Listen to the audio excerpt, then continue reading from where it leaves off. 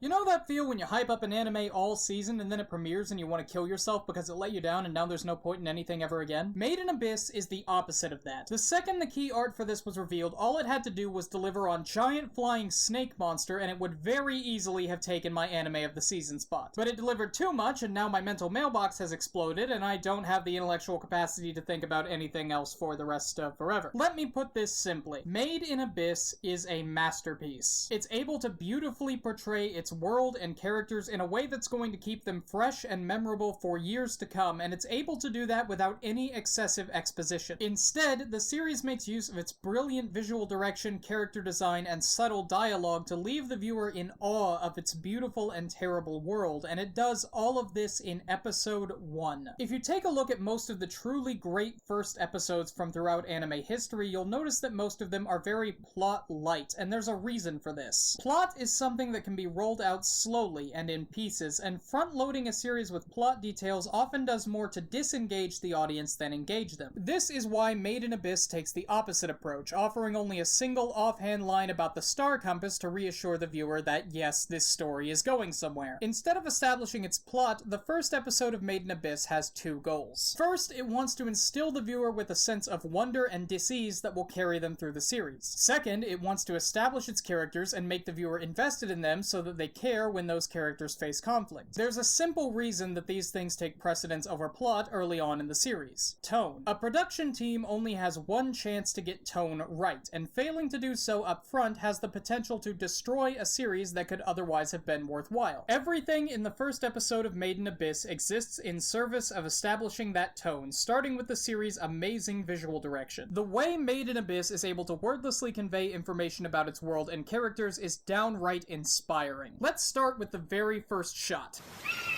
Stop. 3 important things right off the bat. First, there are no characters in this shot. That, along with the calming, beautiful landscape, primes the viewer to be ready for an episode dedicated to tone establishment and world building so that they aren't caught off guard when this episode is very plot-light. Second is the sense of verticality. One of the many visual tricks that Made in Abyss uses to create its tone is using vertically oriented landscapes to give the viewer a sense of scale. This shot achieves this effect by putting clouds at the bottom of the screen, a framing choice that would normally make the viewer feel like they're very high in the air, but the way the shot pans upward instead gives the impression that they're rising from somewhere very deep, i.e. the abyss. Third is the art style. The hand-painted landscape with the light streaming down from above looks like something out of a Ghibli movie, which lures the viewer into a false sense of calm. By the end of the episode, we know that the beauty of this world is a dark beauty, and the childlike wonder that this shot evokes makes it more poignant when that wonder starts to decay into horror about halfway through the episode. Case in point, take a look at this shot from right after Rico finds Reg on the cliff. This shot is a reflection of the one from the beginning, an upward panning shot that takes the viewer up the trunk of a burning tree. Where the first shot had white clouds at the bottom of the screen, this one has black smoke rising to the top, leaving the viewer ill at ease and making them wonder what kinds of foreboding things are on the horizon. This is the image that the viewer is left with right before the title card, meaning that the sense of dis-ease and dread that it evokes is what is expected to carry the viewer into the rest of the series.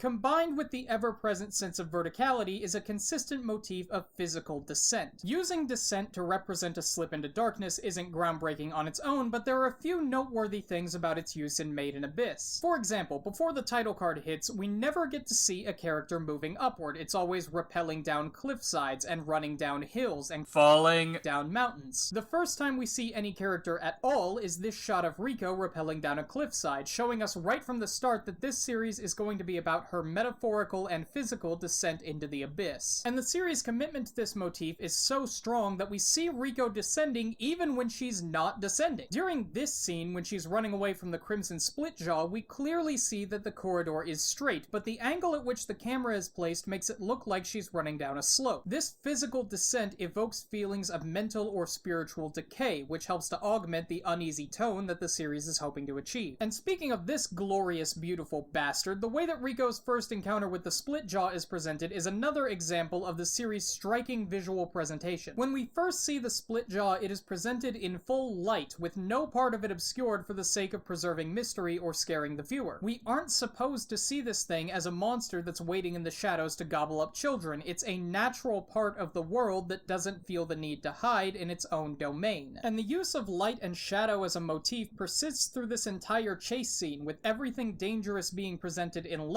and Riko being drawn in shadow. See how the split jaw is fully illuminated here while Riko is in the shadow of the cliff, establishing the monster as the natural dominant presence of this world, while Riko is the one sneaking into a realm where she doesn't belong. This shows how danger and horror are the prominent elements of the Abyss, which again plays against the establishing shot of the beautiful cliffs from the beginning. But it's not only visual presentation that makes Made in Abyss special. The way this episode handles its characterization and expository dialogue is masterful. With a world as deep and detailed as this one, even a bit of opening narration wouldn't have been totally inexcusable, and having Riko say a line like, "Golly, best friend Nat, I sure wish I could go down really deep into the Abyss, which is this giant mysterious hole we built our town around 1900 years ago, but I can't, cause I'm a red whistle, which is the lowest rank of whistles at Orphan Whistle Cave Explorer High School. So I've gotta work really hard to get lots of fancy relics so I can become a white whistle, the highest rank of whistle, just like my dead mom." Would have been downright expected, but instead, all of the information that we need to know about Riko and Nat is presented through dialogue that feels natural and doesn't consist of them asking questions or going into details about things that both of them should already have known for years. They still use terms like red whistle and relic and 600-meter group, but the audience isn't expected to know exactly what those things mean. We're given a vague idea and are expected to figure out the rest through context, so that Made in Abyss doesn't have to sacrifice the integrity of its narrative to stop and explain what spelunking is. This really shines in the way the series is able to convey character information through visual presentation and character design. The first time we see Riko, we immediately know that this is someone with experience, despite the fact that she's like, what, 8? She's wearing professional climbing gear and confidently rappels down the cliff face without any hesitation. The intonation of her voice, along with her mannerisms and generally excitable aura, tell the viewer that she is legitimately enthusiastic about her work, especially when contrasted with the more deadpan and matter-of-fact Nat. And when she sees Reg unconscious and discovers that he isn't breathing, she gets in position to perform CPR immediately, not even thinking of running for help. Of course, the episode does eventually have Riko state her specific goal of becoming a white whistle when she's talking with the leader, but this doesn't happen until a little past the halfway point. By now, the viewer has spent over 12 minutes with Riko and has a very firm idea of what kind of person she is. When Riko says, "I want to be like my mom," it isn't used as a way to get the viewer to understand that she's adventurous and ambitious and resourceful and smart. It's provided as an explanation for why she is that way. But the really impressive thing is that the series' characterization is so skillful that they can cut out dialogue completely 5 minutes into the first episode and the audience still has no doubt about what Riko and Nat are saying. These same principles apply when the series wants to silently tell the viewer about its world. In the scene where the leader is introduced, we see that the children in class are all suspended on the wall instead of seated in desks as we know them. In addition to putting the viewer off guard through sheer unfamiliarity and the subtle implication that these seats are all repurposed torture racks, the suspended student seating system 9000 also allows the episode to maintain the previously mentioned aesthetic of verticality in a setting that would normally be very flat. Being suspended on the wall also helps to make the children look small and weak, especially this one whose head barely rises above the desk. Knowing that this society sends children down into Uncle Lovecraft's funtime murder hole for money is unsettling in its own right, but hearing the leader say that their relatively small haul of relics was alright because it was the first exploratory mission for most of them is a bit chilling. The suspension is also a great world-building detail since it emphasizes how cramped and densely populated Orth is. In a city as full as Orth, space-saving measures like this would be a must, and presenting the classroom like this really shows how well thought out the story's setting is. But where all of this really comes together is the way in which the episode presents its moe robot sidekick, Reg. The mystery surrounding Reg is the central intrigue of the first episode, and doubtlessly also of the rest of the series. He's an adorable little robot boy with a vague backstory who gives a reason for our main characters to get into mystery missed you. But as cute and helpful as he is, the viewer can't help but feel that there's something wrong about Reg. And the contrast between his character design, his introduction, and the subtleties of his presentation all work together to give the same sense of wary discomfort that the rest of the episode has been setting up from the beginning. Just like the episode used its first shot to set up false expectations for the viewer, Reg's introduction makes us believe that he's going to be an explicitly good hero figure who exists to add another wacky member to Riko's tribe and help her on her quest to discover #the secret of the abyss. But looking at Reg's introductory scene, we get reasons to believe that he isn't as innocent as his character design would lead us to believe. First, before we see the cutesy moe robot boy, we see giant lasers and melted trees. Not burned trees, melted trees. This right after we've just been introduced to the kinds of monsters that are found in the abyss. We don't know the source of the giant laser beam yet, but we know that it was helping Riko this time. What happens if next time it isn't? Then we see Reg's body positioned next to a cliff, evoking feelings of danger and suspense. And Riko has to physically descend to reach him, suggesting that she's approaching one of the more dangerous areas of the abyss. Then, after discovering that he's a robot, the music stops, the wind blows, and Riko says, "But where did this boy come from?" This is when we get the dark reflection of the first shot that I mentioned earlier. The foreboding black smoke that reaches up past the top of the screen is collateral damage from Reg trying to do good, which suggests that this tree isn't going to be the only thing caught in the crossfire of his altruism by the end of the series. After Riko and her friends are done playing Herbert West with their electric chair and zap Reg back to life, we get a view through his eyes for a moment. So far, the color palette of the series has been largely dominated by bright greens and blues. But when we see through Reg's eyes, everything is covered in this rustic sepia Instagram filter that further serves to separate him from the rest of the world. And after waking up, he nonchalantly asks these three prepubescents if they work as torturers, not with any sense of shock or urgency, just for curiosity's sake. But potentially the most important bit of foreshadowing when it comes to Reg is the scene where he looks in the mirror and asks what he is. This isn't anything new for robot stories, but again, the genius is in the presentation. Looking in mirrors is an obvious metaphor for self-reflection, but this particular mirror is cracked, giving his introspection an edge of foreboding that's only enhanced by the torture equipment on the wall behind him. Finally, at the end of the episode, Riko takes Reg up to the top of a cliff and has him look over the city of Orth. There's a beautiful sunrise, and the viewer is treated to some amazing Sakuga moments of the city coming into view, and Reg looks on in awe as the camera pans back to show the endless abyss in the center of town. We already know that things in the abyss get worse the further down you go, thanks to Riko's comment about the split jaw being unusually far up. So think of the implications when Riko explains the abyss to Reg and concludes everything by saying, "You must have come from the bottom."